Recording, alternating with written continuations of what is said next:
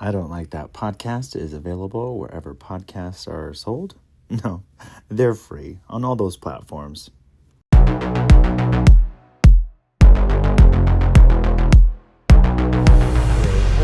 Hello, everyone. Hi, everyone. Welcome to the I Don't Like That podcast with your hostess with the mostest, Ty Valkyrie. And everyone's favorite blueberry, Bobby Blueberry. Is it me, Bobby Blueberry? It is you, Bobby Blueberry. Bartender Bobby Blueberry. I did a guest bartending yes, at the Wild. Last night. And it was fun. Hurricane Lorraine came Yes, in. guys, everyone. The hurricane has arrived. Has arrived. The Santa Ana winds have been winding, and ever since you got here. It's Hurricane Lorraine. It's not even the Santa Ana winds. It's Hurricane Lorraine, which is Kira's mom. Ty's mom. That's right. Yes, she's in town for a couple days, so she's been here. We had a photo shoot yesterday, me and Scarlett Boba with Rob Flo, and I got to bring her to that. And you guys put her in a corset. We put her in a corset and thigh-high boots, which she says she doesn't want to post the picture until her birthday, so we have to wait. Okay, cute. What month is her birthday? December 17th. She's turning 700. Oh my God. Big 700. The big 700. Yeah, and let me tell you, she does not look a day over 500. It's hard to believe that she has a daughter in her 400s. It's hard to believe that. It's hard to believe. You know? Yes. But here we are. Here we are. A lot has happened. I hope you guys enjoyed that Queen Mary episode. I mean, that was so fun. I hope we didn't bring any ghosts. I don't think we did. I don't think we did either. I kind of thought for a couple... like for a day or two, because like we've been having issues with the latch on the back door and it keeps opening. And I was like, did I bring home a ghostie? Yeah, and your bitch ass is like, what about the Cecil Hotel? I'm like, oh my God. And we're going to talk about Cecil Hotel a little bit today. But we are not staying there. I'm not pushing the fucking boundaries of life and death. Someone posted like that you know, who would you bring with you to stay at the Cecil Hotel for one night? And I sent you the clip. Yeah. And you were like, absolutely fucking not. I wrote, no, we're not staying at the Cecil. That's like not even like just ghosts. Then you're like literally maybe dealing with murderers. Murderers, possession, wiry elevators. I don't like that. We're not doing that. I don't like that. We have to go there one time though. Just to look. Just to go for a little walk. Oh no. I don't want to go inside. And in a couple of weeks, we're going to talk about haunted locations in LA. So we will definitely touch on that more in detail. And one of the things we're going to talk about today, I will mention the Cecil as well. Because today is Serial Killer Day. It's Serial Killer Day, guys. Murder! We made it. For all of those who celebrate. It's for a Serial Killer Day. And we're going to talk about... Serial Killer. SKD. Serial Killer Day. SKD, y'all. Well, happy SKD Day. God damn. And we're going to talk about some locations where murders have happened in Los Angeles that are the most infamous, as well as the top 3 serial killers that have, you know, traipsed and terrorized our beautiful city of Los Angeles, California. Sounds cute. And I know it's going to be an overview. It's not a very in-depth going in on every single one of them, but you'll get the point. Nuzzle up, grab a little nuzzle, grab a gun, because nuzzle in. You might be scared. Trigger warning, there's going to be some bloody discussions today. I think also we got our Wicked tickets. We did. We got our Wicked tickets. Tell us how that went, by the way, because it was a process, and you told me that it took some time. Here in LA, the tickets went on sale at 5 a.m., so I got up at 4:30. And I was like, here we go. Okay, committed. I'm ready. I like stretched. I got ready. I had 3 devices on hand, my husband's, my laptop, and my phone. And 5 o'clock comes and it's crashing. Of course. They're crashing. Everyone wants to go to Wicked for good. And we did the Prime thing, so we're going to go November 17th. We're going to see it. We're going to see it early. I made the list. I did not get cut from the list of people that get to go. On the list, I bought IMAX. I got 8 tickets. It was like $240. I will be sending Venmo requests to all of you who are coming with. Because my God, I was like, but whatever, Wicked. But it's going to be worth it though. I was like, I don't care. And we're doing for good. We are doing, the 8 of us, the people who are coming, all have to make a Wicked themed cocktail. I know. I have to still figure out what mine will be. You have to. Last year, we had some really good ones. Marissa made Pop Roxular. It was this pink bubble drink. Yes, because I came over after you guys went and I had some. You came over after, yeah. And Marissa, it was pink pop rocks on the rim. One of my proudest moments was I made yellow Jello shots, and it was the Jello Brick Road. I mean, come on, guys. It was so cute. I am doing the Jello Brick Road again. But what we'll do is we'll meet at my house at 5, shows at 6. And we'll all have, last year we had green champagne. This year we'll do pink. Oh, I just thought of one. Okay. Do you want to share? Do you want to? Toto's vodka and soda. Oh, that's cute. That's cute. I mean, I think vodka soda. Or I could make it like glittery, or I could I'll zhuzh. Yeah, zhuzh. Yes, but Toto's, not Tito's. Toto's. That's cute. That's what we're thinking, guys. Yes. I haven't fully thought of it, but we do the drinks after because we have the glass of champagne before. We will not be going pee during the show, and we need to be fully cognizant and paying attention. Absolutely, and I think a little lubrication of a glass of champagne and maybe a Jello shot, and then we go to the show. Yeah. And then we all have a little contest when we come back, and everything is wicked. Like we're just. Yeah, I think that I might wear my wedding dress because my wedding dress was pink. I also have I have seat assignments, and it's gonna be I have seating assignments. Hilarious if I wear my. I have a Glinda moment. Marissa, me, David, Jeremy, you, John. Oh no, Kalechi's in there. Don't worry about it. We'll figure it. I have a seating chair. I have a whole. It's very organized. We take this very seriously here at the I Don't Like That podcast. But the tickets, by the way. So I spent a half hour from 5 to 5:30 in the morning. Finally got through. We got our IMAX tickets, great seats, but they were filling up. Like it was. Oh yeah. We wanted to go to City Walk, and the good seats were gone. And I go, no, I'm not seeing it. So where's the IMAX? We're going to Century City. Okay. So it'll be that another great theater. But John Chu, the director, said, "See IMAX. IMAX." He goes, "Is the full experience. Dolby Digital, like that's more like the richer color. So like when you go back and see it, the costumes and stuff will stick out more in the Dolby thing."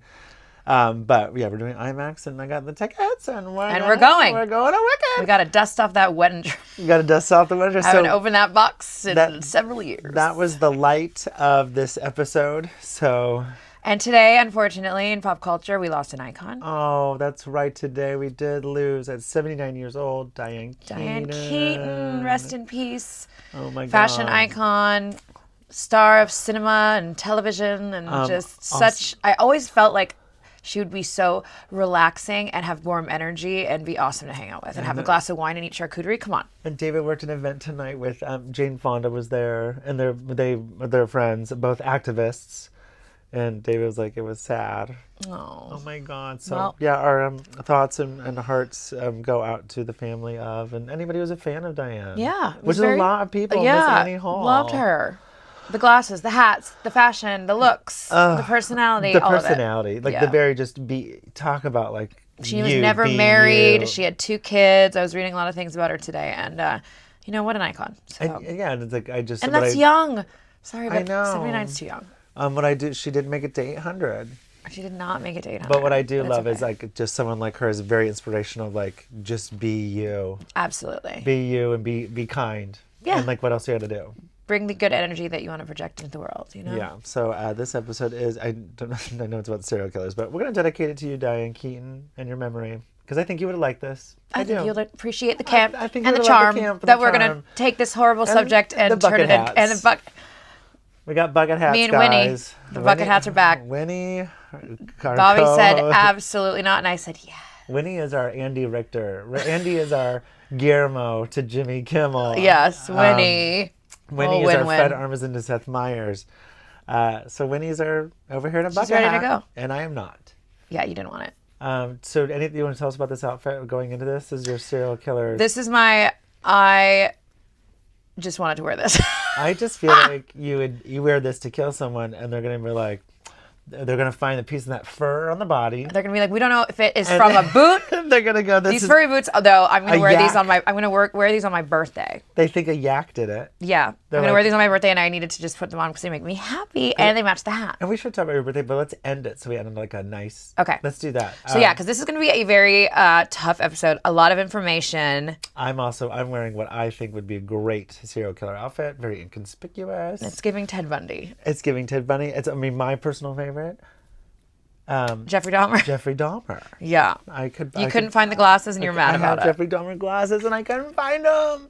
But I played Jeffrey Dahmer in a movie. Well, we aren't even going to touch on Jeffrey Dahmer today because I know there isn't enough time. That's why we're doing it now. I played Jeffrey Dahmer in a short film, and apparently I scared the producer's children. And I said, well, yes, I'm playing Jeffrey Dahmer. A killer. I was like, good, my job. One of the most notorious serial killers of all time. I mean, okay, so let's dive in. Yeah, let's dive in. So California Dreaming or California Death? Ooh. A look at when serial killers were terrorizing California in the 1970s and 80s. So for those that don't know, California, the West Coast, was rampant with serial killers during that time. The sunset and the beaches, the endless promise of reinvention. Nope, not then. But in the 80s, 70s, and 80s, beneath that golden glow, something sinister stalked the streets. Ooh, I'm scared. The state became the hunting grounds for a generation of serial killers and predators unlike any time before. Cool. Men's names who would come to define terror. Men's names, not women. Thank you very much. Yes. So let's start off with what is a serial killer? Because it's actually a pretty modern term. It's not super old. When did Before the 70s, law enforcement would refer to such offenders as mass murderers, sex killers, lust murderers, stuff like that. And it wasn't until the FBI Special Agent Robert Resler, one of the pioneers of criminal profiling, coined the term serial killer. Interesting. Not till the mid-70s. Do you think he's eating a bowl of Frosted Flakes and he's like, cereal, killer, and then he goes, well, I think that killer. A serial killer flavored cereal would be it's probably gross. slap. Ew! After watching the Ed Gein, they got brain God. chunks. Oh my God. And marshmallows. So here it is. So he defined it from the cinematic concept of cereals. Old movie reels is where he came up with the name. Not from his cornflakes or his Captain Cheerios. Crunch. Not his Captain Crunch. Okay. He noticed that these killers followed a grimly similar pattern, murder after murder. They would never take a break. Sometimes there was 6 months to a year in between things, but it was pretty consistent. So it was driven by not by impulse, but by compulsion. Huh, okay. And it was not until the 1980s that the FBI officially added it to the vocabulary. Okay, so it's been added to the vocabulary. It's serial killers. Mm-hmm. Okay. So along with, that, there's also, a lot of places in LA that are notorious for being locations of such horrible crimes and not necessarily always serial killers. So we're going to go over some of them. If you haven't gone on a murder tour in LA, I highly recommend it because if you haven't gone on a murder spree in LA, a murder tour. If you haven't gone on a murder spree, listen up because these are the locations for you. That's the place you got to check out, everybody. So, LA and California as a whole became a great locations for serial killers, honestly, because of the mobility, the transients, the opportunities created this perfect hunting ground. Victims could vanish without a trace. And as also, and it was, killers. And close to Mexico. I think that's part of it. You could flee the country. People were coming in and out of California. Yeah. And it was the sexual revolution. There was hitchhiking culture, which was super popular, because everyone's trusting everyone. Guys, stop, don't hitchhike. Trust nobody. Yeah. And not even your podcast Not wife. even your podcast hosts.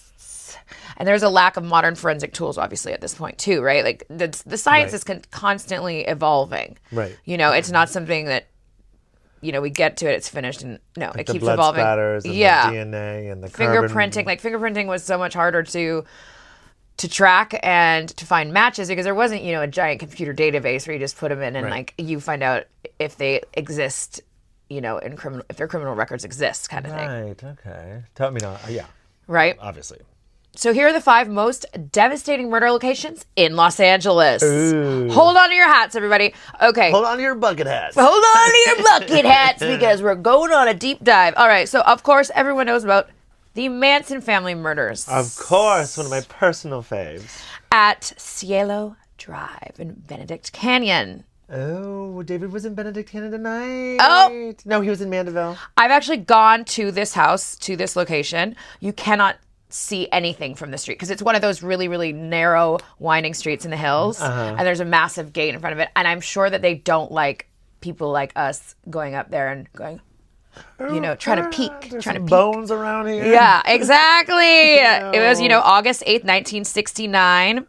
Right above Beverly Hills, the lights flickering like candles over the canyon. And they killed actress Sharon Tate, who was 8 months pregnant, along with her friend, hairstylist Joe Sebring, coffee heiress Abigail Folger, which is crazy if you think about it. Folger's Coffee. Was it really? Was Folger coffee? Heiress of Folger's Coffee. God. And screenwriter. Why'd they kill him? And I'm going to sabotage this name, and I'm sorry. Wojciech Frykowski. Sounds good to me. Yeah. All of them would be found dead and victims of Charles Manson. Why? But why did they do it? Were they like... Well, it all goes... And we'll talk about Charles Manson because he's one of the top... He's in the top 3. I'm covering 3 California serial killers. So we will go more in depth about that. The brutality was also very theatrical with words scribed, he wrote in blood on the walls. Victims were tied up and stabbed and shot. It wasn't just murder. It was like a performance, and a so-called race war, which Manson called helter-skelter. You hear that word a lot when you talk about the Manson family. Yes. Those words a lot. And there's that Beatles song, Helter Skelter, which I don't know what came first, the chicken or the egg. Yeah, I don't know. So the illusion of Hollywood safety was gone. Right? Okay, when everyone woke up in the morning and found out that these very prominent people in Hollywood and the world and, Folger's goddamn coffee were murdered. Folger's Coffee was in that. And so the vibe changed from then. All right. Another one is the Los Feliz murder mansion. So, okay. Which is located at 2475 Glendower Place in Los Feliz. Okay. LA's most infamous frozen in time relics. I've also think I've been here too. Like we during COVID. Okay, I'll say this. During COVID, my friend Heather had her birthday, and Laura, our lovely Laura James, decided that we would go on a murder tour because we're all weirdos and we love this shit. And we literally rented a driver for 3 hours, and Laura wrote out all this information about all these really famous spots. God, of course she did. And it was so fun. Even our driver was like, I learned so much today. Thank you. He was super into it. But yeah. Speaking of Los Feliz, this just made me think about it. I worked an event maybe a year ago. And I'm in this house, and I'm like, something is familiar. Ooh. And right as somebody said, did you know? It was hitting me where we were. It was the mansion from Scream 3. Oh, really? And I swear, like, it was almost like when the camera moves in and the lens moves out and it does that weird effect. That's how I felt like when I looked down the hallway.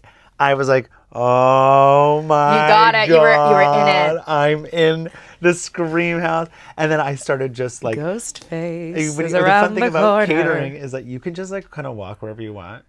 And so I'm just exploring You 100%. I was totally exploring the house. I was like... Should have seen us on the Queen Mary. You were just dancing around exploring. I'm like, does this door open? What is this? I'm also... God, I'm going to get historical. killed. The historical staircase. The historical... I'm like going to get... I'm the one who's going, what does this door do? Was this latch open underneath our feet? Yeah. Yeah. So this mansion on Glendow Place is actually above the Griffith Park Observatory. Okay. Standing over, sorry. And it's a Spanish revival type house. It was... Like, see it from the... I'm wondering, like, I can't remember. Like, we went to so many places that I can't remember. I have to go back on my photos and look. Okay, cool. Yeah. On December 6, 1959, Dr. Harold Perelson, a well-respected heart specialist, crept into the master bedroom and struck his sleeping wife with a ball peen hammer. A ball peen hammer? Ball peen hammer? Well, that's what it says, ball peen hammer. Okay, well. So I copy-pasted the name of that hammer, and I'm like, that doesn't seem right. Okay. Anyways, he then killed his children. Oh. And only stopped me. I'm not meaning to laugh at the kids. It's just like right there, go ball peen hammer. And then he killed his children. Yeah, and he didn't stop until his teen daughter actually woke up and was screaming and freaking out, and the neighbors ended up hearing her. Minutes later, Did she die? I don't think so. Okay, so she was somewhere. That's what I'm. It's unclear if she because he did kill his kids, and then he also did she scream because he was attacking her? this is what I mean. We're not going into a super deep dive on Yeah, things. yeah. But We weren't there. Giving you guys. bullet points here. I'm sorry, we weren't there. And then after that, he actually killed himself by ingesting poison. Good. I wonder how much Fireball he drank. Poison. Sorry, I'm not laughing. No, we're allowed to laugh at a serial killer killing himself. The police entered. They found the Christmas presents were still under the tree because this was December. It was Christmas time. It was December 6th. So, I mean, they had their tree up early. They were ready to go. Early. I don't know. That's a little serial. If I saw someone with that many presents under the tree, it's December 6th, I go, serial killer. Yeah. I knew it. And like everything was still like in its place. Like they'd been like entertaining for Christmas, like, you know, the night before or something. So everything looked like like this moment was like locked in time, like a frozen picture with eggnog on the table and snacks and stuff. Like creepy. Also eggnog. Blech, dairy drink. Yikes. I think that like when I was a kid, I loved eggnog, but now it's like at Christmas, I can have like a tiny like little, just to go, yep. Did it. Yeah, that's what I do that every year. But I feel like it back in the day, people loved an eggnog. Yeah, I mean, they loved milk. Milk. Serial killer. Serial killer vibes. Serial killer vibes. Same thing with, I do a pumpkin spice latte once a year. Yeah. And I usually do, I only drink cold coffee. So I get a hot pumpkin spice latte when it's like the first cold day of fall or winter, which won't be happening for another month. But I go, okay, and I did it. Pumpkin spice latte and I'm done. I haven't done one yet. Ever? Well, this year. But it's warm right now. Yeah, it's still summer here, guys. It's very warm. So yeah, we're still drinking our rum summer drinks. Yeah, we're still drinking our rum summer drinks. So the house basically is like frozen in time. And those who have like gone in like to ghost hunt or break in, essentially, because you're not supposed to be in there because it is a private property, say that it is just like literally like nothing has changed. Creepy. Ew. Creepy. I would if we win a lottery, we're buying the property, and we're gonna recreate the whole thing, but like have eggnog out. I feel every day. And I don't know. I recently saw a thing on Instagram, a reel. I think it might be this house or another. I know I've been to the house that I saw on this reel. Sorry, it's a white house. It might be this one, and it's for sale. And the Selling Sunset realtor, the main guy, Jason. I don't watch it. Anyways. He's the listing agent, like the Oppenheimer Group. Okay, well, we gotta win. So I gotta find that out. I'm gonna look into that. We'll report back. We're gonna buy it, and then next Halloween season we're gonna be doing the whole and Christmas. Or we could do Christmas episodes. Oh my God, no! You are dark. Hey, it's a dark time. Yeah. Anyways, episode. This one, the Block Dahlia murder location. Ooh, good one. Very well-known. Tell us about the classic. I have been there. I know, and I hate to tell you guys this. When you're like all the legend and lore, and like it's just such an iconic, literal murder that happened here in LA. It was 1947. That when you see the location, you're kind of like, because now back in the day it was like a ditch in a construction zone. It's like someone's front lawn now. Oh my God. And I was like, these poor people probably have creeps like us traipsing around their front yard. I mean, like right there by those azalea bushes. Yeah. That's where her head that was rose found. bush. That's where her first, her upper torso was. Like, the Black Dahlia was cut into pieces. Cut in half. Cut in half. So yeah, it was January 15th, 1947. Why is that worse than pieces? Just two halves? A woman pushing a stroller spotted what she thought was a mannequin in a vacant lot, and it was not. Did she have a smile? Like, was that, or is that just American Horror Story? I think that's just American Horror Story. Okay. Yeah. It was the body of Elizabeth Short. She was a 22-year-old aspiring actress whose murder would honestly become one of the most infamous and notorious murders in LA history. Because they never found. Her body was cut in half at the waist. Fucking weird. Drained of blood. Wow. Oh, her face slashed with a chilling grin. Yeah. Ew. Yeah. The cut in half is pretty. These are bullet points that I've wrote and like grabbed from online, and yeah, but we weren't everything. There again. We weren't there. No, so but like for me, I definitely know you always hear about like the body being cut in half. Elizabeth Smart. They called her the Black Dahlia after she was murdered because she always wore the flower in her hair. Yeah, weird. And so that became her nickname, which is crazy. Then that's what the press started calling her, and she will forever just be known as that. And she had like jet black hair. It's really, really sad, and it's still unsolved to this day. Well, yeah, I think we might have. There was like a lot of, there were tons of suspects, you know, doctors, directors, anyone who had interacted with her when she was out. And, you know, back in the day, there's no phones, there's no cameras. There's like, that's why a lot of these true crime stories, you know, until recently, like, were hard to solve. And the people that were doing the investigating were really doing crazy detective work because you had to be on your shit. Yeah. If you were gonna, you're not door to door knocking. You were, you know, you were getting those puzzle pieces together. Oh, you were figuring it out. You know, it's something crazy. Just in the same vein, my mom, this little girl that she sat next to in grade school, and because my mom's last name started with a W and hers did too, my mom and her were always like next to each other. Mm-hmm. Not they were, I don't know if they were friends, but she went missing. Really? And they, you know, it was a whole hubbub. Her brother and her were walking home from school, and they fought, and like she ran ahead or he ran ahead, and then she went missing. And they found her 4 months later.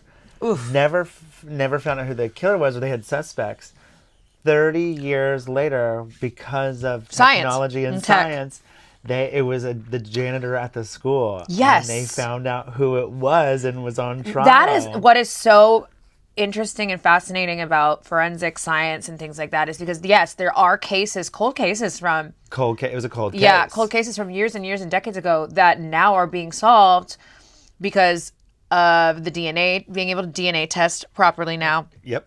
New blood science and things like that. Blood science. Blood science. I sound so technical, everyone. That's the name of the episode, Blood Science.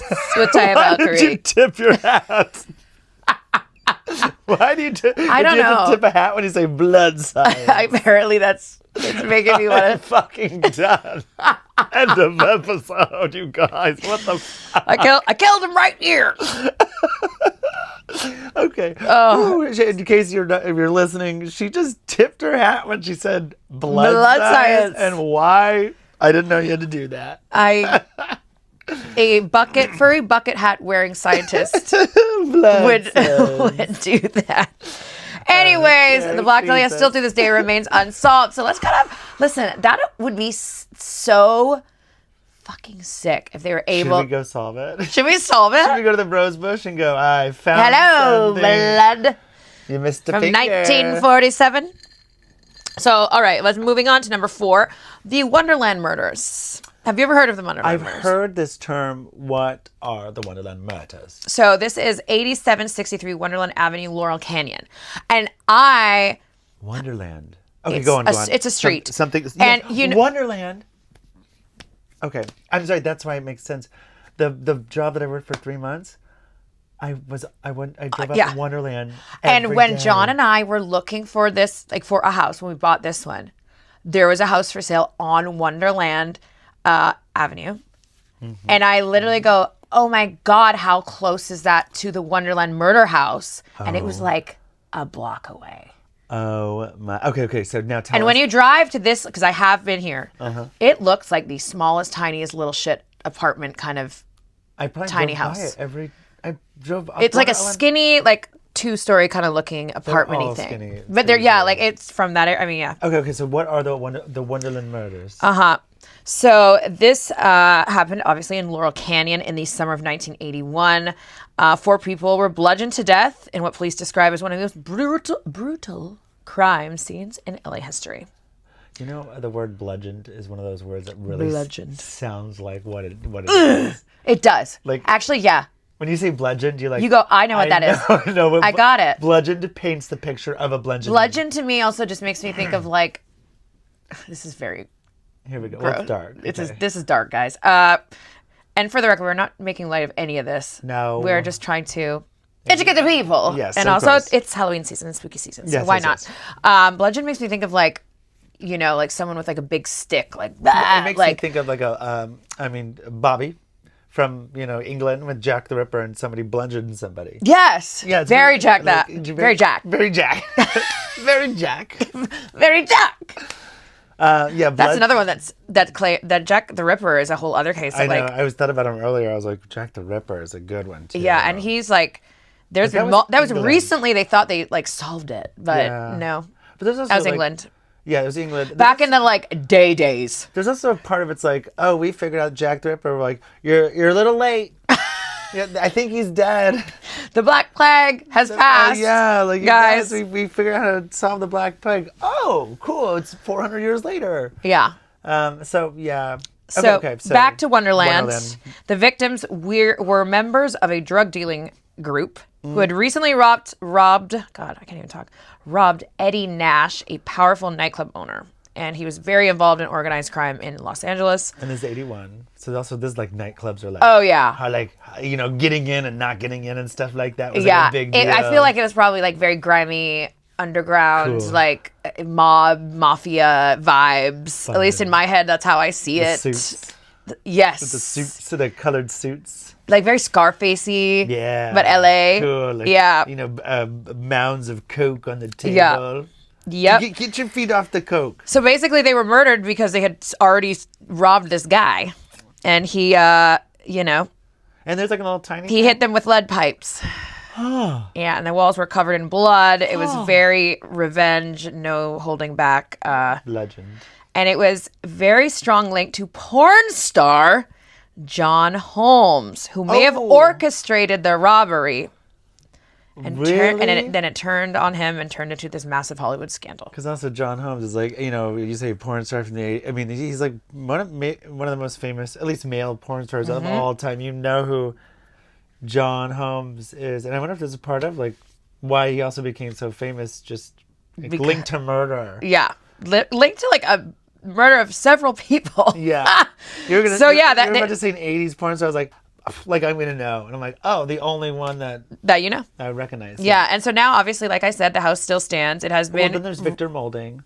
Sandra. I'm just kidding. I made that up. I'm like, are you really going? I don't know any 80s porn star. My God. I was like, what? I should have just listed 20 of them and then like, never mind, I made them all up. Victor Moulding. That's my porn star name. Mine is Ziggy Lurline. Ziggy Lurline? Ziggy. That's a good drag name. Ziggy Lurline. Isn't it your first pet and your street name or something like that? It's your first pet and your street name. Mine's Owen Dearborn. Ziggy Lurline and Owen Dearborn. Because if you have enough best friends.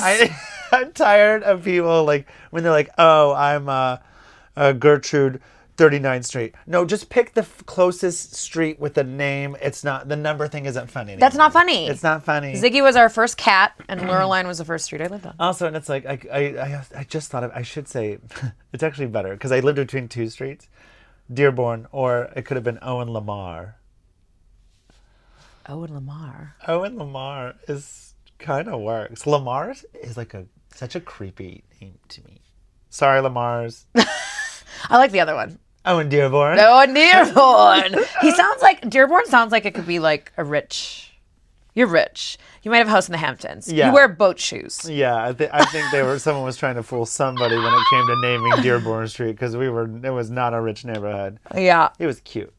All right. So the house is still there. Like I said, it has been renovated. But yeah, I mean, would you live or buy a haunted house or the location of a mass murder?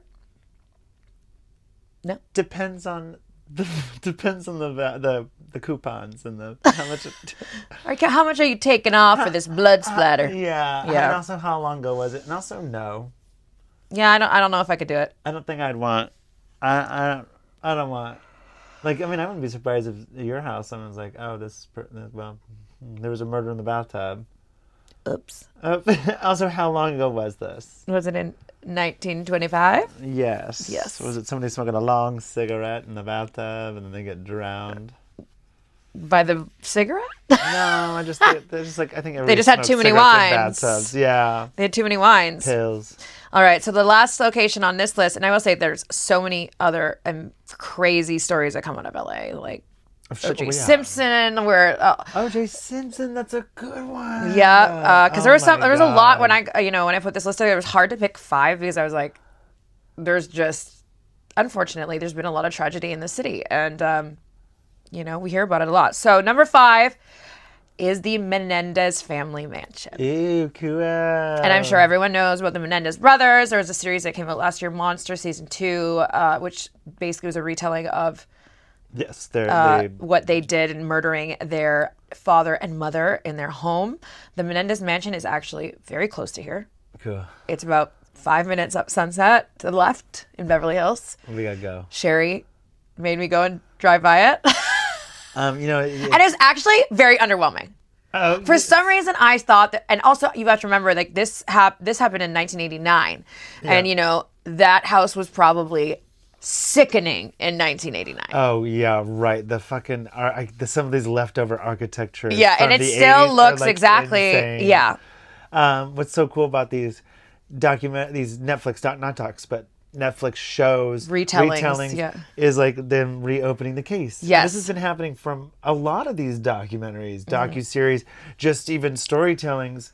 People are just cases. The curiosity and Yeah, it's like because even the Tiger King, the Carol Baskins are like, oh, let's reopen the husband's case. Like, all of a sudden, remember when we were all obsessed with Tiger King? Yeah. Oh God, 2020 was wild. Tiger King is truly like the wildest first 5 minutes you've ever.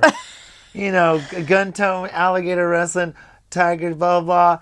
Multiple husbands. I'm gay. Multiple husbands. Piercings, locks. Music videos. His penis locks on the fucking wall. Like, just 5 locks. Like, hanging by a fucking nail with no organization. Like, they're just chaotic in his trailer. And I'm like, we're 5 minutes in. This is insane. And we were locked in. And we were all locked. We were locked in house and then locked into Tiger King. It was kind of what do you call it? Perfect storm there. Yeah. So the Menendez brothers, like I said, very privileged, wealthy, and from like entertainment family. His dad was an executive. They were raised in Beverly Hills. They had a ton of money. They were cute. They were tennis players.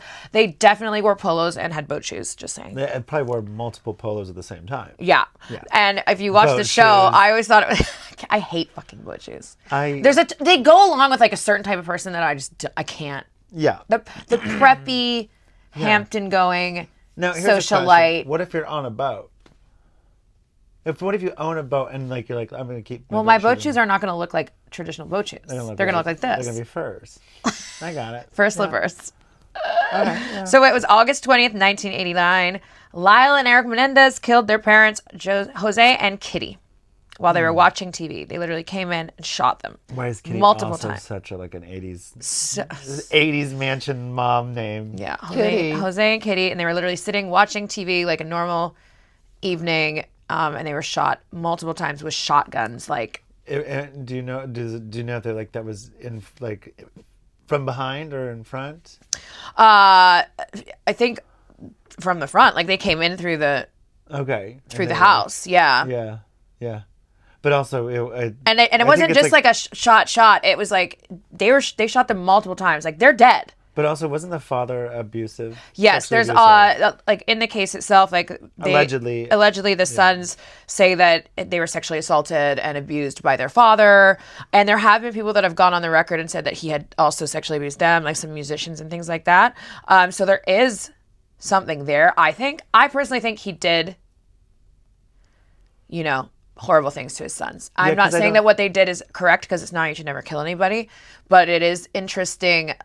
You know what I mean? Like and people go back and forth with it.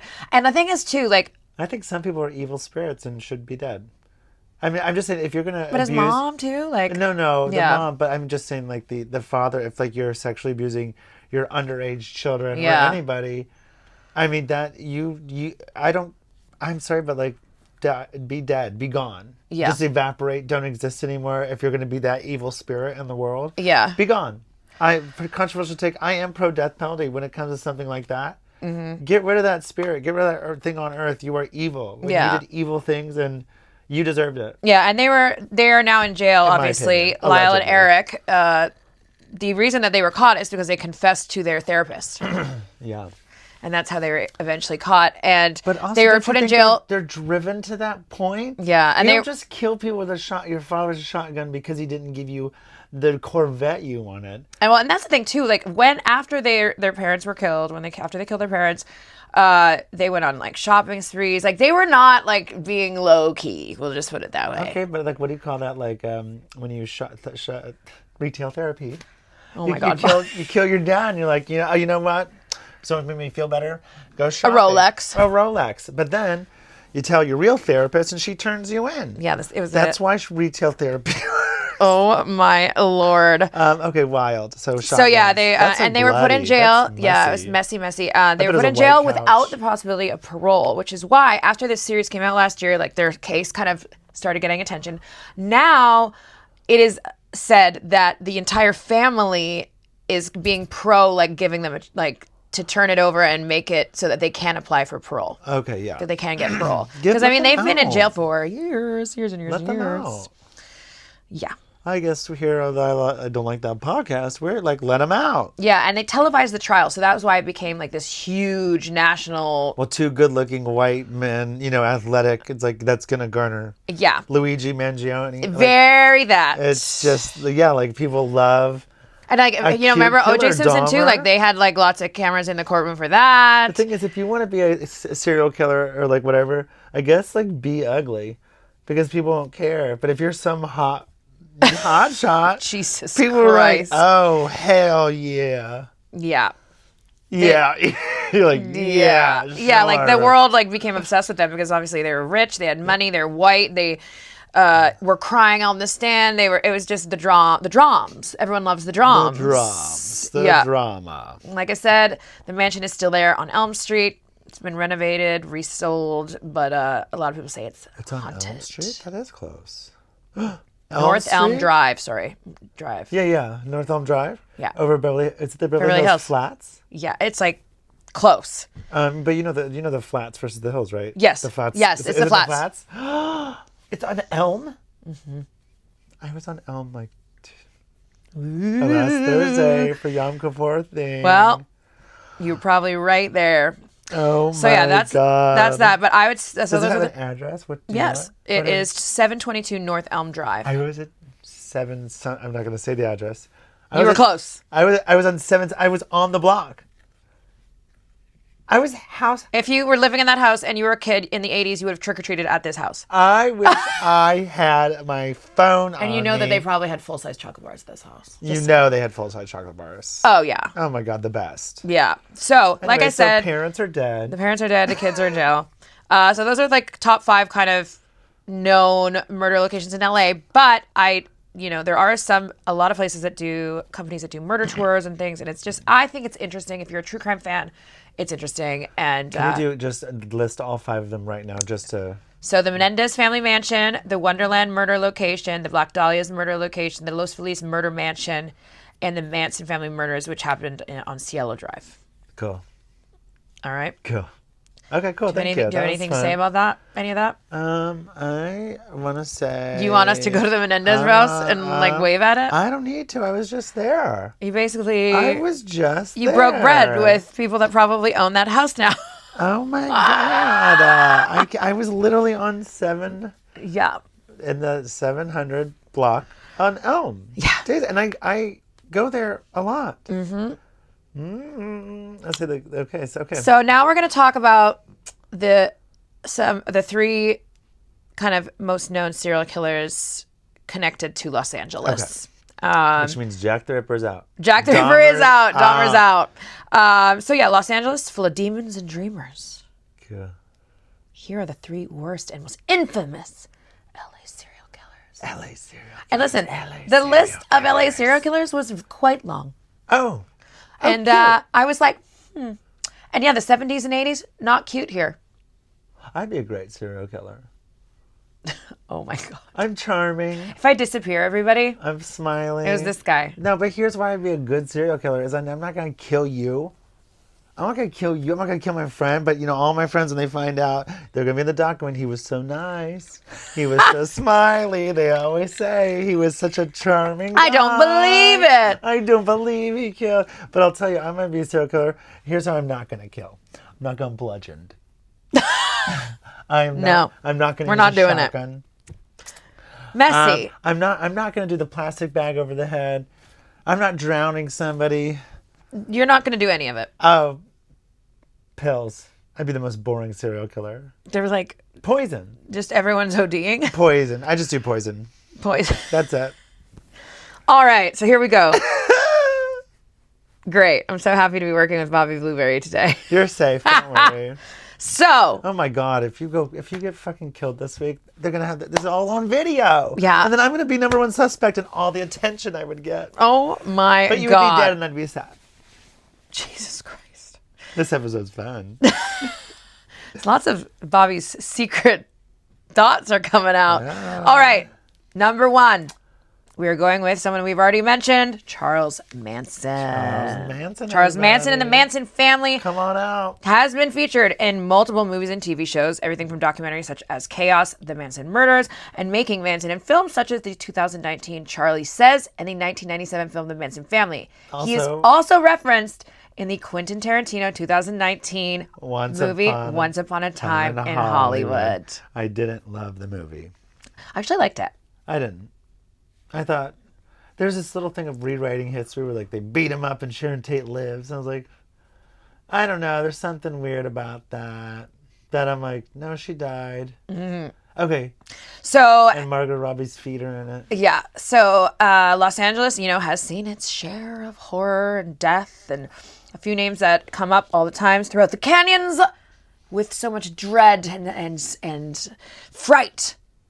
The canyons are such a good Charles Manson. Are such a good backdrop to this kind of serial killer. And although he's considered a serial killer, he never actually stabbed anyone. Yeah, fake or pulled a trigger.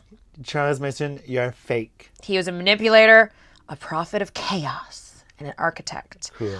Prophet of chaos, living, and an architect of one of the most darkest moments in American history because it was so infamous. I'm still mind blown by the Folgers girl. You're still on the Folgers eras. You're never gonna look at that Folgers in your cup. I'm like, she's dead. Oh my God. So it was the summer of 1969 when everything went down. All right. So who is Charles Manson? Middle name Miles. My middle name is Charles. Also, when you find someone like Charles. God. Oh. Also, I feel like when you go Charles Miles Manson, it's like Miles makes him middle names take out the villainy. Yeah, you're right. Was his mom going Charles Miles? Charles Miles Manson, you get clean up your room. Charles Miles Manson, stop killing squirrels. Stop tearing the wings off of butterflies. Yeah. So he was born in 1937 in Cincinnati, Ohio, to a teen mother. I get it now. And he did not have a very good childhood. We'll put it that way. His early years were marked by reform schools, theft, and he was in and out of institutions, basically. Okay. So he was not scared to be imprisoned at all because that was basically how he grew up, Okay. When he was released from federal prison in 1967, the year of the Summer of Love. Yes. Is this the Summer of Sam? That's later. And was that here? No, that's not out here. Yeah, okay. Okay. We're strictly LA right now. Yeah. Manson was 32 years old, and he had spent, at that point in his life, more than half of his life in institutions or behind bars. Mm-hmm. Okay. But what he had learned in there was obviously mental manipulation, because they always say that prison is one of the places that people actually become worse a lot of the times because they're learning. Other people telling me your secrets. Yeah, like how you smuggled drugs and all these people, and how you got caught, so avoiding it. Yeah, okay. Crazy. Yeah. Learn from your own mistakes, but someone else's. Yep. So he was researching and very interested in Scientology. Blood Scientology. Okay. The Bible. Yeah. And this book by Dale Carnegie, How to Win Friends and Influence People. Shut the fuck up. Dale Carnegie. Got it. Yeah. And then he was, constantly using drugs such as LSD. And so he combined all these things and twisted it and came up with this twisted philosophy of ego, apocalypse, and domination. Yeah, a Manson monsoon. Yeah, he's just A storm, Hurricane Lorraine, a Manson monsoon. It's... Everybody. And that is how he started to attract followers and basically, in other words, becoming a cult leader. Yeah, it's very cult leader. Very culty. How is it like an approximate of how many people were like in this like cults? Yeah, so he first started the group that he called the Family, as we've seen and had reference to in different movies and different things like this. He had moved into the San Francisco Haight-Ashbury district, where thousands of young people were seeking purpose, and people were, on tons of drugs in the late 60s. Mm-hmm. Free love and psychedelics and all that kind of stuff. It's funny because it's like we talked about it in like maybe the third episode. Remember the birds aren't real, and we talked about the movement and conspiracy theories. Mm-hmm. And the guy who created Birds Aren't Real and went town to town to town, he like realized that believing in cults or conspiracy theories wasn't necessarily about the idea of what was actually happening. It was about community and belonging and family. Exactly. And that's the thing. So because he was so charismatic, because he had kind of absorbed all these little pieces and like information from different religions and things that he was interested in, he obviously, started gaining a following. And a lot of the people that loved him were young women. The rebels, the runaways, people that, are looking for some connection, are looking for a group to feel welcome into, to belong. A purpose. Yep. Everyone's looking for purpose. Yeah. They followed him from that San Francisco neighborhood all the way to LA, and they actually set up camp basically in Topanga Canyon. What was that? Spa movie. Was that the rapture that just happened? I'm sorry, did you hear that? I know, I think it's the Santa Ana Winds. Santa Ana Winds. I thought maybe it was the rapture. Yes. Like, talk about belonging. God. Yeah. In Topanga Canyon, then at the Spa Movie Ranch. Yeah. Yeah, there was like a filming location out there or something, and they kind of like set up. It was an old Western film set that was deserted. Weird. Mm-hmm. Near Chatsworth, actually. So they're like all fucking doing this high on drugs, hanging out in an old saloon. Oh my God, sarsaparilla. Oh, there's a snake in my boot. Oh my spit bucket. Oh my God. Horse and carriage. I can't believe this is all happening at a fucking saloon, ranch, sheriff's front, and it's probably just like the fake front too. I don't even know. Yeah. I can't believe Honestly, it worked because I actually this keeps going. So because he was, leading this group of mostly women, they all started, he called himself, and they started calling him like the Messiah. And he thought that the world was going to end, and that's what he referred to as helter skelter. Here's the answer to your question. That's right. I knew I had it in here. It was a phrase stolen from the Beatles. So for the chicken and the egg, the Beatles came first. Oh my God, really? Because the song Helter Skelter is pretty wild. Yeah. And I feel like it's a kind of an acid trip of a song. Yeah. Like, Helter Skelter? Yeah. It's like... Yep. Absolutely. So okay, and he probably was on LSD. Listen to the song, was like the world's ending. Yeah, and his interpretation of the song was that it was about racial war. Great. We know the Beatles. Yeah, the Beatles aren't singing about that. No, everybody. Yeah, so fucking imagine. I mean, no, that's John himself. Yeah. But yeah, okay. So now we're moving to the summer of 1969, and his crazy thoughts and his weird messages of Helter Skelter and being the leader and the Messiah of the family were literally like the kettle was boiling. We'll put it that way. He really actually, he wanted to be a musician, and he failed miserably at it. And he was rejected by a record producer, actually, Terry Melcher, who once rented a house on Cielo Drive. Oh my God. And Manson became fixated on that property because that was like what he thought was like the Hollywood elite. Like he's like, oh, like that was like everything he wasn't accepted in. It was everything he was being denied. It was people not believing in his music. It was all that kind of shit. That's like us being like, oh, the Beverly Center moving here. We're like, I've heard of it. Like, I shop at the Beverly Center. Yes. I made it. We made it. I We're live living on Cielo Drive and I have my own coat. I made it. Yeah. I got a pool and Folgers coffee in the cupboard.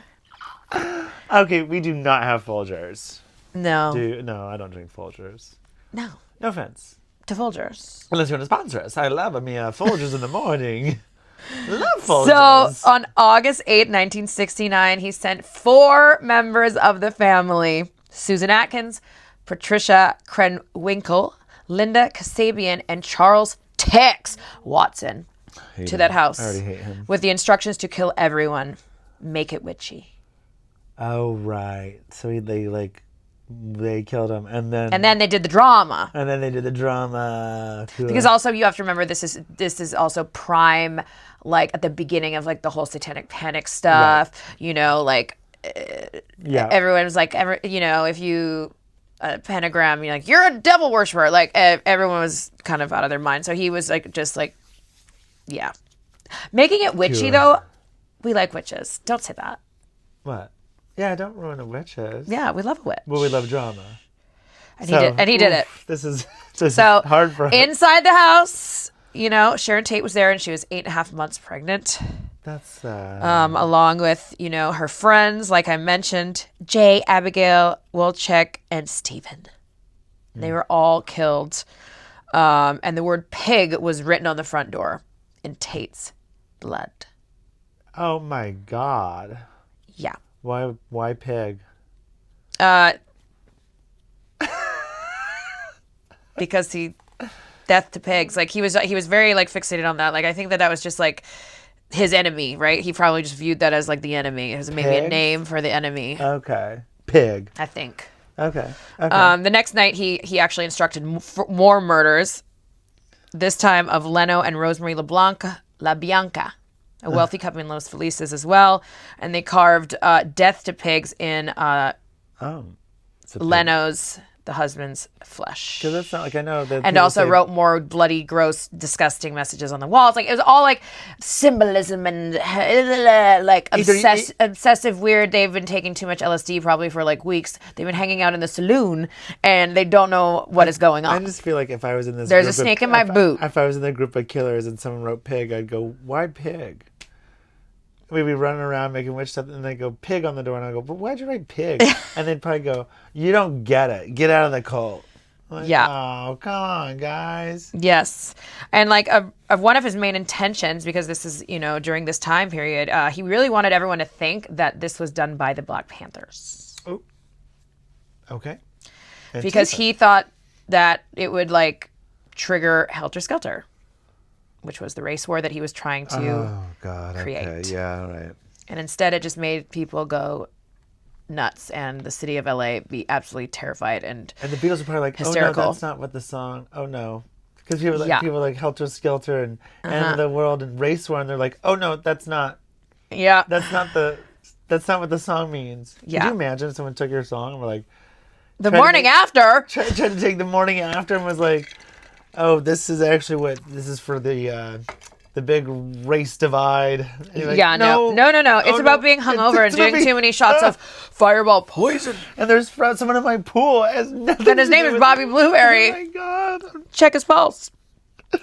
So yeah, I mean, this obviously put fear throughout the entire city in areas that were like very well, the rich were living there, like Bel Air and Beverly Hills. All of a sudden people were petrified because, this very famous actress and these executives and heiresses, the heiress was murdered. Because if it can happen to it can happen there, it could happen to anybody. Yeah. And people were starting to put up gates around their houses. First time you saw a lot of fences being put up. Like people were actually scared and started carrying guns and like it just, And Manson actually had a list, they say, of people that he was going to hit.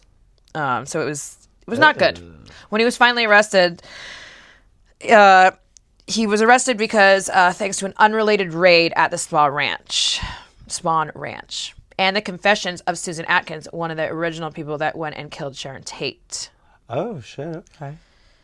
Yeah, and like it was crazy to the public because like these weren't like known criminals. Right. These were just like people who wearing daisy chains in their hair and putting LSD under the tongue, like yeah. runaways, just a kind quite of like, normal also, teenage, almost like they were young too. Like some of these women were like. It's also a part of like there's like the kind of the there's the fear of like being killed, but also like the parents of teens being like, these aren't killers. This could be anyone's child. Yeah, and you find out that it's Susan down the street, literally, who just ran away because her mom didn't buy her the pair of shoes she wanted. You're like, oh, Brad is a cult serial killer now. Yeah, Brad's really taking a turn for the worst. Brad from that lives right over there. I thought I hadn't seen him in a couple weeks. Yeah. So the trial actually began in 1970, finally, and it was absolutely a circus. Sure. It was a disaster because it was just, I'm sure. Well, it's the drama of Manson and all the people who are in the thing. How could it not be a circus? Yeah, and he had Manson. Why do I keep saying Mason? Manson had even carved an X on his forehead because he felt that he was excommunicated from society and the people. I go, no, you murdered people. Yeah, well, also, yes, you were. But like you were excommunicated because you're a fucking loser and a murderer, and you probably drink whole milk. That's it. You heard it here. We're officially going on the record saying, Charles Manson, you're a fucking loser. Yeah. Agreed. I don't like that. I don't like you, Charles Manson. And so it was 9 months. The trial lasted of proceedings. Charles Manson and the 3 of his followers were convicted of first-degree murder, and they were all sentenced to death. A sentence later commuted to a life in prison when California temporarily abolished the death penalty. Yes. I like death penalty. For things like this. Like, you kill people, die. Yeah. Charles Manson died on November 19th, 2017. And Jesus he was Christ. 83 years old. He died in a California prison. He died in a California prison. Yeah. Oh, no.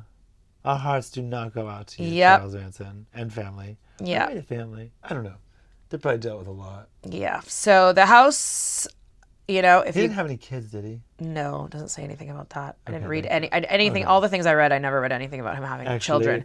It's me, Robert Charles Manson, Applebaum Blueberry. Oh my God. I knew it! That's right. Oh, God. So, yeah, that is Charles Manson. A little brief history for you. Fun. All right, moving on to number 2. And we all have probably heard about this one. The Night Stalker. Yeah. Richard Ramirez. Dun, dun, dun. And he also, a serial killer, was the subject to many documentaries, just like Charles Manson, such as a 2016 drama, The Night Stalker, and the 2021 Netflix docuseries, Night Stalker, The Hunt for a Serial Killer. He was also featured in 2 seasons of American Horror Story. First in season 5, Hotel, because Hotel is based on the Cecil. See, we're all coming around. It's episode 5, and it's called Devil's Night, as well as being main character in season 9, 1984. Yeah. He was very chaotic. He never followed a plan. He didn't have any patterns. So it was like he was just all over the place. Smart. So yes, the Night Stalker. Old Richie Ramirez. Richie Ramirez. Oh, little Richie. Little Richie. Oh, he was such a nice kid. Blah. Actually, he had a horrible childhood, this guy. Oh, never mind. He literally... I knew it. When you read about him, everything was set in motion for him to be this type of person. Does that make sense? Is he is it also just like, I don't, like a dark force? It's like, there's just some people who are like surrounded by death. There's some people who are surrounded by... Yeah, like his mom apparently was working in a factory where she was like ingesting fumes the whole time. Perfect. During her pregnancy. Perfect. His dad was abusive. His uncle shared like images of him being in Vietnam and like raping and murdering people, like horrible things. Yeah. Like he had head trauma. A lot of these serial killers, if you go back, have had head trauma in childhood and different things like that. So he was set on this path early on. We'll just put it that way. And it was the summer in Los Angeles in the heat. And this man started creeping around, breaking into people's houses through their screen doors or their open windows. Guys, lock your doors, lock your windows. The world Yeah, your screen is a doors. scary place. Switch them out for some nice fucking bulletproof glass doors. I don't know, build a dome around your house. Yeah, yikes. Stay inside, everyone. So yeah, he was a notorious killer that was terrorizing Los Angeles, and he became known as the Night Stalker. He was an embodiment of evil. Wait, did you say he's the one who, or no, maybe that was Summer Sam who like targeted blonde women or something, and so That's not the same. Would dye their hair just so they weren't. Yeah, that's not the same because his was just chaos. He has chaos. He does not have like pattern. You said yeah, that. no patterns at all. And he basically turned this entire city into a crime scene. Like nobody was safe. Crazy. Mm-hmm. So Ricardo Leyva Munoz Ramirez was born in El Paso, Texas, February 29th, 1960. Or little Ricky. Yeah. He was a leap year baby, too. Oh, but I mean, this is like perfect. This is all they just somehow. Yeah. Wait, his birthday was the 29th of February? Mm-hmm. Yeah. Oh, the devil really was getting the bang for his buck. He was like this one. Yeah, like his childhood was a mess, like I said. His dad was abusive. Like 4 years old when he was. If your leap year, they say your birthday's only 3 or 4 years. So he's only he's only like 5 years old. Yeah, and he's killing people. And his cousin, like I said, the Vietnam veteran, not only showed him Polaroids and told him all about the war, but he showed him images of people being decapitated and murdered and raped. Little Ricky was probably licking his lips. Yeah, and then his cousin murdered his wife in front of Ricky. Shot her in the face. And then, listen to this. He actually only got 4 years in jail because they said that he was like not mentally there. Yeah. So if you think about it, it's also showing Ricky that there's no like consequence for action, and teaching him that women are, if you want it, take it. So he was only in jail for 4 years, but because he's a leap year baby, that's only 1 year. Not him, the cousin. Oh, the cousin was only... The cousin shot his own wife in front of Ricky. Which is just crazy. In the face. The cousin's the one who got 4 years. Yeah. And for Ricky, that was only 1 year. Yeah. And he was only 13 years old when that happened, which is insane. Oh my God. Yeah. By his late teens, he was just kind of drifting and going all over Los Angeles. He was homeless. He was addicted to cocaine and LSD and very obsessed with Satanism. Yeah. Okay, LSD seems to be this thread. There's a thread here, guys. Don't do LSD. drugs. And he was just really obsessed, because of the images in his life and the things that he had seen with books about torture and pornography. And he was so high all the time, he just didn't even know right from wrong, and it basically consumed in that world. I know plenty of people who've done LSD and haven't killed anybody. Yeah. But when you're LSD and you have this imageries in your mind, like these things are just and all these things, like DNA. Literally, his mom, can you worked in a factory where she was ingesting fumes. It's like the perfect cocktail. The perfect cocktail to create. He was never going to be successful. He was never going to be, because that was just the life he was given. Like you said, the devil said this one. Yeah, it's a perfect cocktail for a serial killer. Yeah. Type of situation. The fumes is a great start. Ugh. Great start to having a serial killer. As a fetus. Fetus, another word, don't like it. Fetus? Fetus. Has the word feet and us in it. Don't feed us. Kind of looked like that clam. We don't eat clams. We don't eat clams. Vagina walls falling apart. Oh my God. Oh my God. All right. So between 1984 and 1985, he unleashed, a string of murders and assaults and burglaries across Southern California that were random and sadistic. Like I said, there was no way of knowing. Like we said, some serial killers or people become obsessed with a blonde, or they are looking for a certain type of guy or a young boy or whatever it is. But He was so chaotic and had no pattern. So everyone felt like they could be a target. Because Dahmer was going after young gay men. Mm-hmm. What's her name? It's not Lorraine, the monster one. Borden. Mm-hmm. She was it was truck drivers. Yeah, I don't know enough. I really need to start doing I want to do a little deep dive into because there's a house, her house too, you can go and stay at. Ooh, Yeah. No. Yeah. Oh my God. Okay. It's a hotel now. Back to Ricky. Back to old It's a Rickster. hotel? So his victims even ranged from age 9, Ricky. to 83 years old. Ricky. And he attacked the wealthy. He attacked the working class. He did not care. Striking in Los Angeles, equality. San Gabriel Valley, and as far as San Francisco. Like, he was fucking around all over the state. Okay. And so when also, so he's chaotic and he's the Night Stalker. Mm-hmm. And now we know who he is. Back then, they didn't know who he was. Is that right? No, they didn't know. He was anonymous. Yeah. And then when they found out who he was, they're like, this. Yeah, and he would go in through unlocked doors, like I said, open windows. He would use knives. He would use guns. He bludgeoned people when they were sleeping. There's the word again. Ricky. He raped women. He murdered their husbands, and then those that were left alive, he would whisper to them, "Tell them the Night Stalker was here." Ew, whisper. Mm-hmm. And sometimes he would even make his victims swear to Satan. Ew. I mean, I'd do it just to not get killed. I don't mean it. Ugh, God. I don't mean it. Yeah, it was so bad that different places, like families were like sleeping in shifts and stuff to like make sure that they were safe. Wild. Insane. 1985, the year. I was born. Did he die? Hold on. I need to know if he died in 1985 and then I was born. I need to know. No, he didn't die in 1985. Oh, thank God. I'm not. So yeah, Ricky. no one knew who he was. They didn't know anything about him. Like, he was a ghost, basically. He would leave behind like bloody shoe prints, which actually was one of the things that helped, them kind of, directed towards him, and cryptic satanic symbols. He would steal jewelry. Then he would go to, pawn shops and pawn it off and things like that. But like everything was like so separated and split all over the place that it was hard to like find a pattern and follow him because they never knew where he was going to pop up. That's smart. So when the detectives actually were able to compare some of these footprints, they realized that it was an Avia sneaker. That it was appearing in multiple murder scenes. Okay.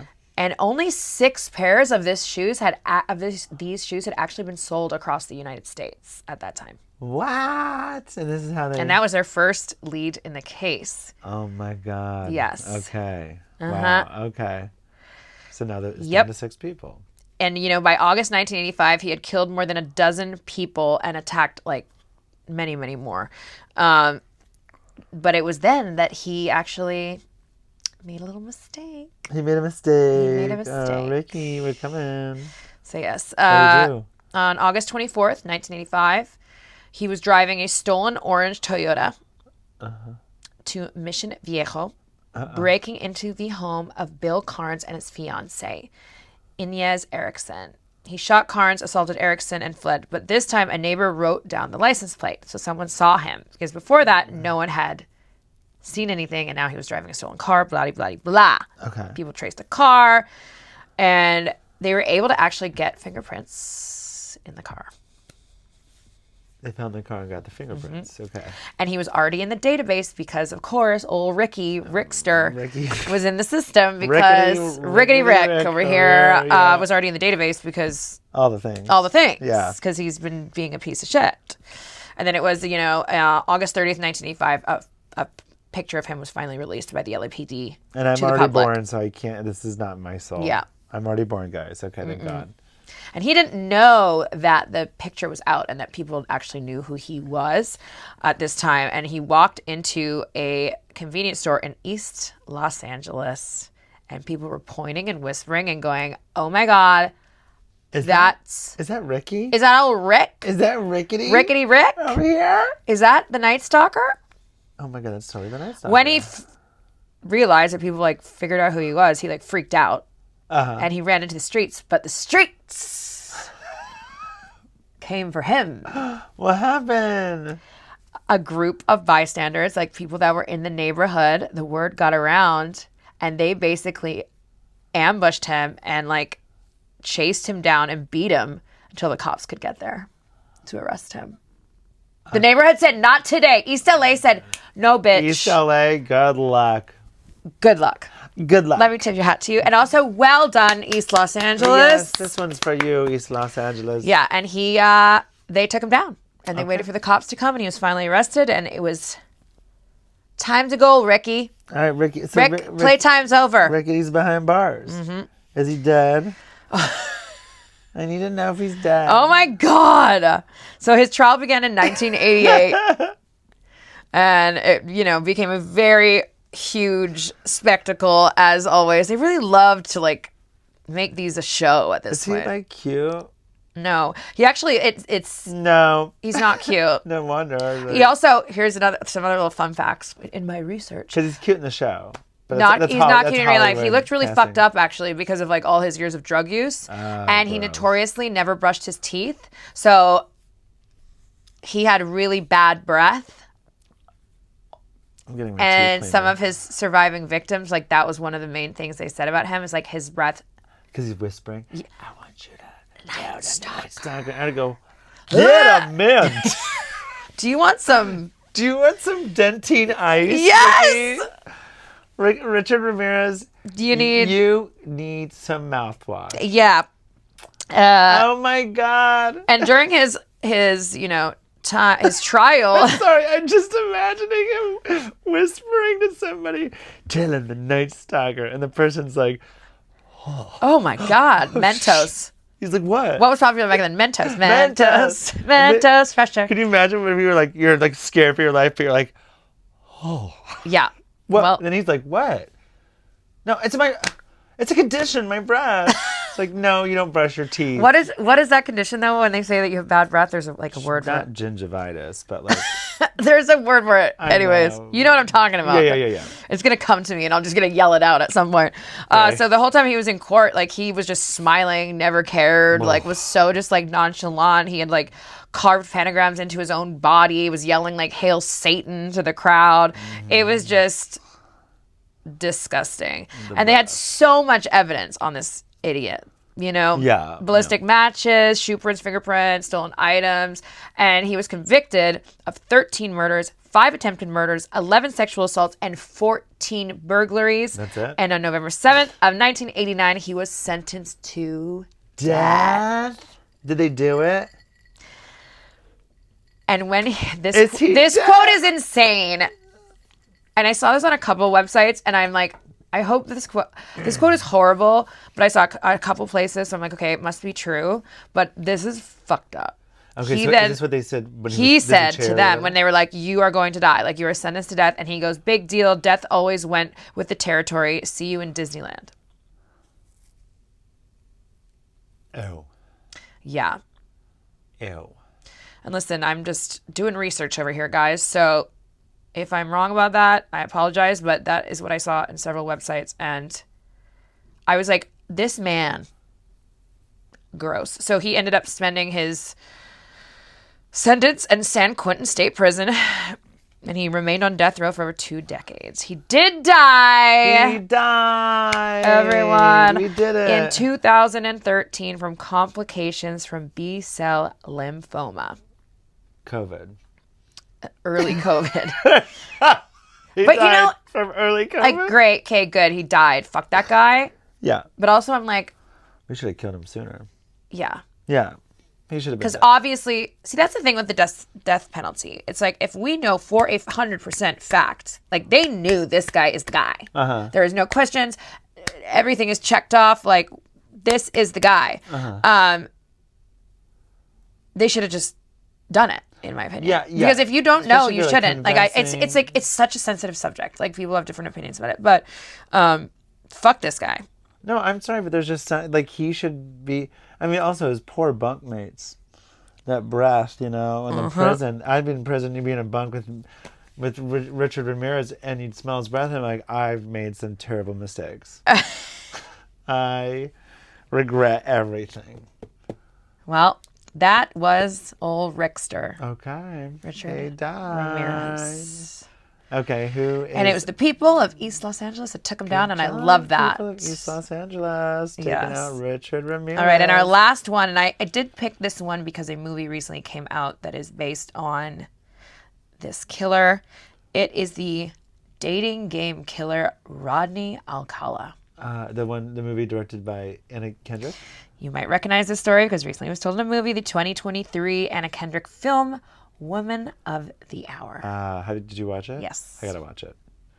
Okay, so this gentleman, what's his name? Rodney Alcala. Rodney Alcala. Old Rodster. Rod. All right, what's Rod doing? What did he do? Wait, do I want to know? I want to see the movie. Well, it's okay. We'll ruin it for the pod. For me. Know. So it was in 1978 when this man was first seen on television, smiling. He was flirting, and it was because he was on the show The Dating Game. He was charismatic. He was cracking jokes. Everyone was giggling and thought he was funny, but secretly he was a fucking psychopath. Oh, see, this is why I'd be good at this. Bobby. I'm not doing it. Rodney James Alcala was born in San Antonio, Texas. Another Texan in 1943. Oh, okay. Once again, horrible family tragedy growing up. His father, Ben, and his family was a child, a turbulent upbringing, and he was even enlisted in the U.S. Army. Pass. He was intelligent, artistic, very manipulative, like traits that would help him do what he did. Who played him in the movie? Was it like, I can't remember. Was it a nobody? Like, not a nobody. It wasn't like a known actor. Yeah. Okay, yeah. I actually liked the movie, and I had heard about this case already, and so when I started watching, I went, wait a second. This is about that guy. Yeah. Rod. He moved to LA in the 1960s and enrolled in film school. And one of his professors was a young George Lucas, Steven Spielberg, Alfred Hitchcock, Roman Polanski. Oh boy, Roman Polanski was his teacher. Got it. Okay, Rod. Yeah, I see you. So even though he was, cultured and intelligent, obviously, like he was in film school and pursuing these other things, he was already at that point stalking people and filming people. He was. Ooh, that's creepy too. Because also filming someone nowadays seems like so much easier or whatever, like with it's phones. It's so normalized. Like back then, you had to pull out. You had to get the camera out. You had to get the film. Yeah. It's like more of not as easy, and you had to like think about what you're doing. So basically, he was obsessed with the camera, and he used that to lure women because he said that he was a photographer, that he was going to give them modeling opportunities, and there was no way to fact check or like look these people up online. And listen, there have been some times when I've been in weird situations in my life where I'm like, I don't think this guy's who they say they are. You know what I mean? And this was definitely one of them.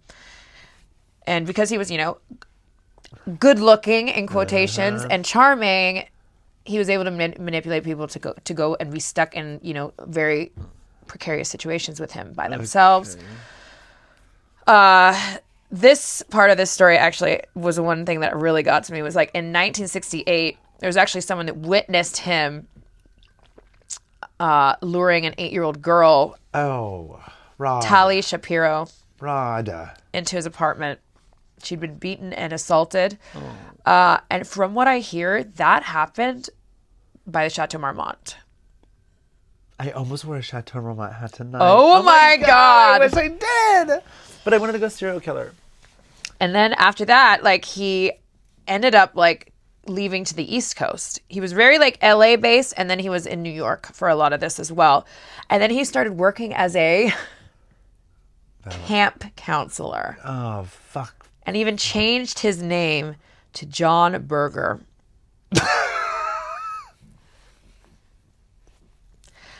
And at this point, and when he was a camp counselor using this other name, he was already on the FBI's most wanted list. Really? Yeah. I feel like John Berger over there. I mean, what a name choice. Like I'm like, you couldn't have come up with anything else? Justin Hot Dog? Yeah, fucking Justin Hot Dog. Tammy Yeah, Coffee. like he was not, captured for years and years, even though he was on this list, which is insane. He was finally arrested in 1971.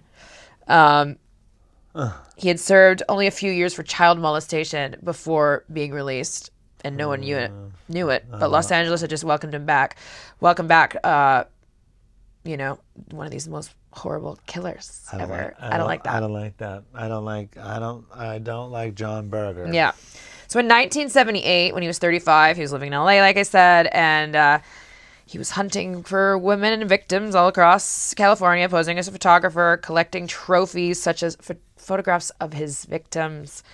And he had a lot of them. Ew. When he was finally caught, they found hundreds and hundreds of images. Like women like in lingerie and naked and stuff like that? Who he had tortured or murdered or like,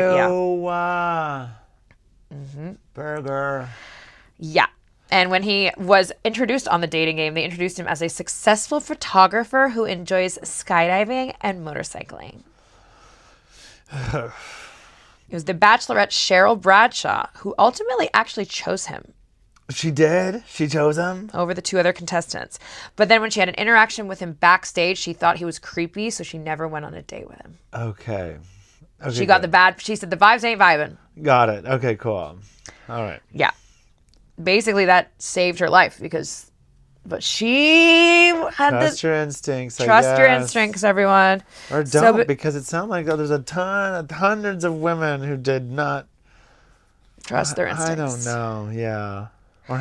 Trusted their instincts, and their instincts were wrong. Mm-hmm. So between 1971 and 79, he obviously was doing crimes across Los Angeles and New York, and even maybe beyond that, because it's a long time.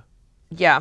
And there's crimes that they think he committed, but they couldn't necessarily prove it to 100%. And their ages varied between 8 and 32 years old. So we're talking children here. Like, this guy was really messed up. Rodney. Yeah. Some of his victims are Robin Samso. She was 12, abducted while riding her bike from ballet class in Huntington Beach. Oh. Georgia Wickster, 27, a nurse murdered in Malibu in her own apartment in 1977. Jill Barcombe and Charlotte Lamb found strangled and posed in eerie theatrical positions. Bah. Oh. Awful. Fuck. So they found over 1,000 photos of his victims. Is it over 1,000 photos or 1,000 victims? 1,000 photos. Okay. 1,000 photos, and he had them all locked in a storage locker. And some of them are still not identifiable. Or have not been identified, which is even scarier and crazier. Scarlett Bobo is texting me. There we go. Yeah. Bob, stop. So yeah, it was just awful. He was first convicted in 1980 of the murder of Robin Samso, but the verdict was overturned on appeal twice. Okay. Due to procedural errors. Oh my fucking God, you guys. Yeah. And like every time that they redo a retrial and stuff, like you're dragging these poor victims back and back again, and these families, and like I can't even imagine. I feel like that's just like not it. Finally, in 2010, more than 3 decades after his first known murder, he was convicted of 5 murders in California and sentenced to death. Okay, is he dead? And the DNA evidence actually was what was the key to tying him to his victims in New York as well. Okay. But my favorite game is he dead? This idiot tried to represent himself on trial. Yes. Honestly, I'm always like, that's not a good decision. And then I'm also like, you're a fucking idiot. Do it. I live for people who try to represent themselves. Confident loser. I know someone recently who tried to represent themselves, and they showed up to court with a trash bag full of evidence. And what? they were like, this is my evidence. And they're like, you have to like turn that in like 2 weeks ago. And the person's like, I'm representing myself. And part of the evidence is like journal entries. Really? And it's like journal entries. Are you going to tell me off camera like, who this was? Because now I want to know. Yeah, I cannot say. Okay. I've already said too much. But a trash bag full of, and showing up being like, what do you think that the judge is going to sit there and like, let's go through at least organize your files. Let's go through this trash bag of evidence. Oh my God. It's like journal entries, and journal entries aren't necessarily like a viable piece of evidence. No. You like a therapist journal stuff, Or yeah, but like because you can write a fucking journal entry anytime. You could write that. You could write to be like, oh, something that happened 5 years ago. Be like, 2020, this happened. You could write And anything. like, and I'm like, and I just wrote that today. Yeah, exactly. Like journal entries aren't like there's no second hand, whatever. Yeah, and I think that like the worst part too about him also, representing himself is that like he had access to the victims because he's having to cross-examine them, and like that is just awful when you think about it. So he represented himself. Yeah. Okay. He referred to himself as in the third person as well, Hate him. smiling and just being like Just call him a little charisma. like John Berger. A charisma leech, you know. Did he call John Berger up to the stand? Do you want fries with that? He's like, John, I called John Berger to the stand. Everyone gasps, and then he goes and sits up there. All right. Well, you're gonna be happy to hear.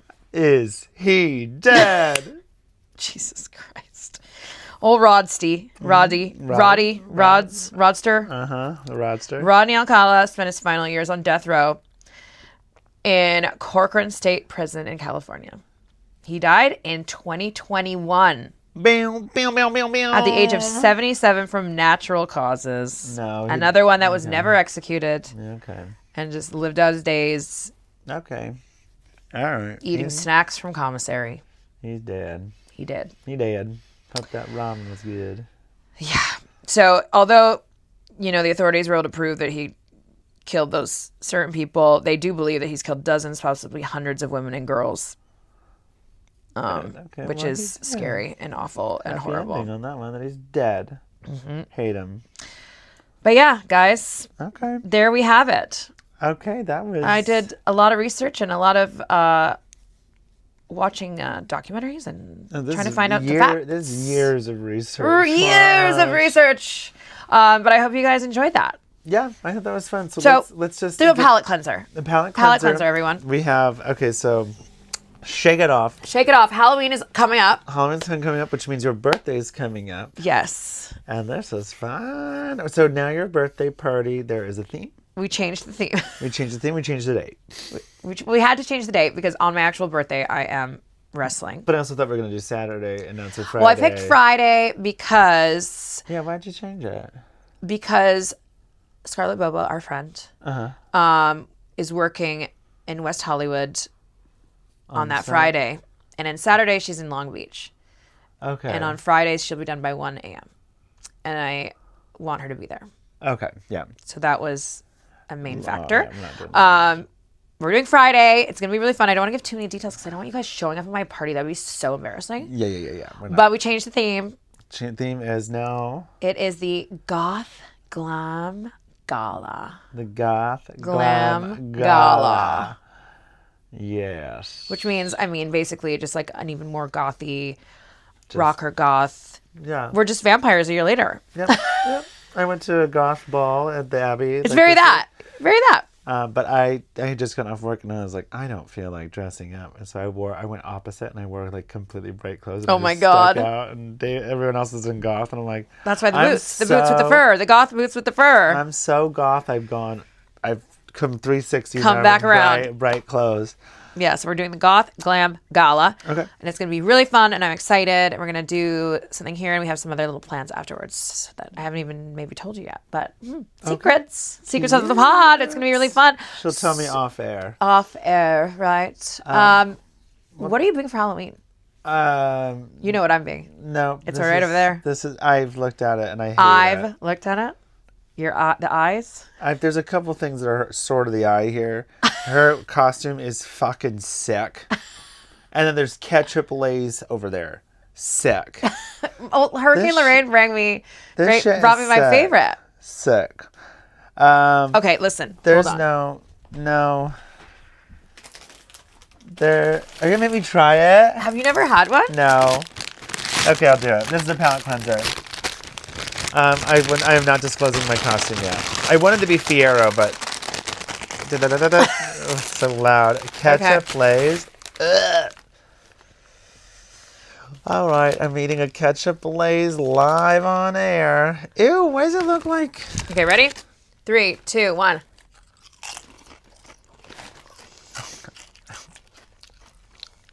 I don't like it.